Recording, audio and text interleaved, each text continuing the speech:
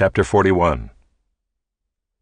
After 2 whole years, Pharaoh dreamed that he was standing by the Nile, and behold, there came up out of the Nile 7 cows attractive and plump, and they fed in the reed grass.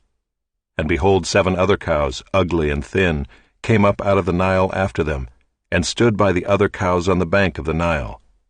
And the ugly, thin cows ate up the 7 attractive, plump cows. And Pharaoh awoke. And he fell asleep and dreamed a second time.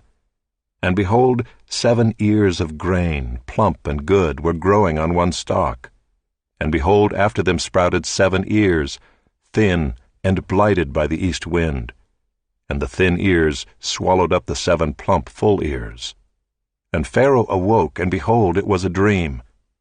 So in the morning his spirit was troubled, and he sent and called for all the magicians of Egypt and all its wise men. Pharaoh told them his dreams, but there was none who could interpret them to Pharaoh. Then the chief cupbearer said to Pharaoh, I remember my offenses today, when Pharaoh was angry with his servants, and put me and the chief baker in custody in the house of the captain of the guard. We dreamed on the same night, he and I, each having a dream with its own interpretation. A young Hebrew was there with us, a servant of the captain of the guard. When we told him, he interpreted our dreams to us, giving an interpretation to each man according to his dream. And as he interpreted to us, so it came about. I was restored to my office, and the baker was hanged. Then Pharaoh sent and called Joseph, and they quickly brought him out of the pit. And when he had shaved himself and changed his clothes, he came in before Pharaoh. And Pharaoh said to Joseph, I have had a dream, and there is no one who can interpret it. I have heard it said of you that when you hear a dream you can interpret it. Joseph answered Pharaoh, It is not in me. God will give Pharaoh a favorable answer. Then Pharaoh said to Joseph, Behold, in my dream I was standing on the banks of the Nile. 7 cows, plump and attractive, came up out of the Nile and fed in the reed grass. 7 other cows came up after them, poor and very ugly and thin, such as I had never seen in all the land of Egypt. And the thin, ugly cows ate up the first 7 plump cows. But when they had eaten them, no one would have known that they had eaten them, for they were still as ugly as at the beginning. Then I awoke. I also saw in my dream 7 ears growing on one stalk, full and good. 7 ears, withered, thin, and blighted by the east wind, sprouted after them, and the thin ears swallowed up the 7 good ears. And I told it to the magicians, but there was no one who could explain it to me. Then Joseph said to Pharaoh, The dreams of Pharaoh are one. God has revealed to Pharaoh what he is about to do.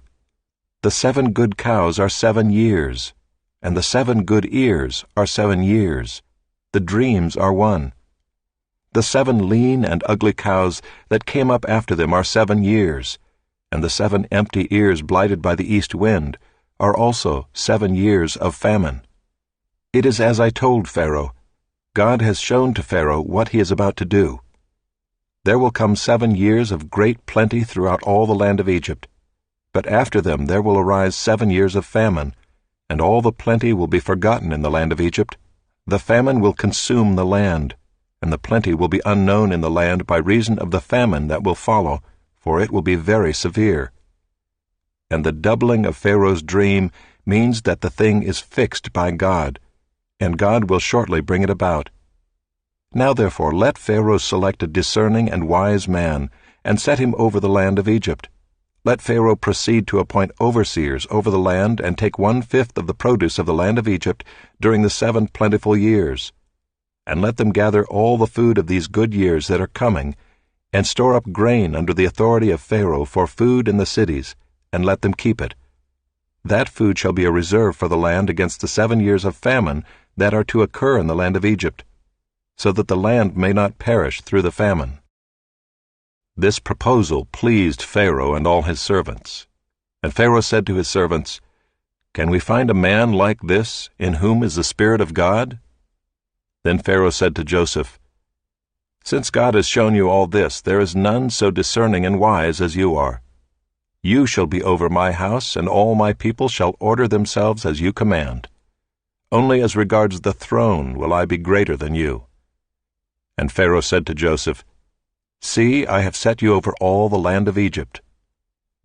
Then Pharaoh took his signet ring from his hand and put it on Joseph's hand, and clothed him in garments of fine linen, and put a gold chain about his neck. And he made him ride in his second chariot. And they called out before him, "Bow the knee." Thus he set him over all the land of Egypt. Moreover, Pharaoh said to Joseph, "I am Pharaoh, and without your consent no one shall lift up hand or foot in all the land of Egypt." And Pharaoh called Joseph's name Zaphenath-Paneah, and he gave him in marriage Asenath, the daughter of Potiphera, priest of On. So Joseph went out over the land of Egypt. Joseph was 30 years old when he entered the service of Pharaoh, king of Egypt. And Joseph went out from the presence of Pharaoh, and went through all the land of Egypt. During the 7 plentiful years the earth produced abundantly, and he gathered up all the food of these 7 years which occurred in the land of Egypt, and put the food in the cities.